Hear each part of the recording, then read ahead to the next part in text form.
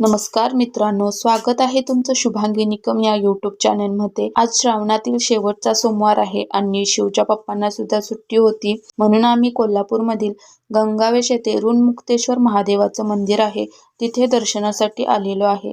ह्या महादेवाचे वैशिष्ट्य म्हणजे मनुष्य जे देवऋण, पितृऋण आणि गुरुऋण घेऊन येतो त्या ऋणातून मुक्त करण्याचे सामर्थ्य केवळ याच्या दर्शनात आहे। मंदिरात दत्त महाराज, लक्ष्मी नारायण अशा सुंदर मूर्त्या आहेत। नंदी किती सुंदर आहे बघा, आणि सुंदर चौखांबामध्ये सुंदर असे ऋणमुक्तेश्वर महादेव आहेत। लोकांना भौतिक ऋणातूनही मुक्त करतो अशी याची कीर्ती आहे। बहुतेक जण कर्जातून मुक्त होण्यासाठी सुद्धा या ऋणमुक्तेश्वराची उपासना करतात। मंदिराच्या भिंतींना 12 ज्योतिर्लिंगाचे फोटो आणि त्यांची माहिती सुद्धा दिलेली आहे। व्हिडिओच्या माध्यमातून तुम्ही ती माहिती वाचू शकता। महादेवाचे दर्शन घेतले आणि थोडा वेळ तिथेच थांबले। शिव बघा कसा शांत बसलाय। घरी आले आणि आज श्रावणातील शेवटचा सोमवार असल्यामुळे रात्रीच्या जेवणात पुरणपोळीचा बेत केला होता। पुरणपोळी झाली, देवाला नैवेद्य दाखवला आणि उपवासही सोडला।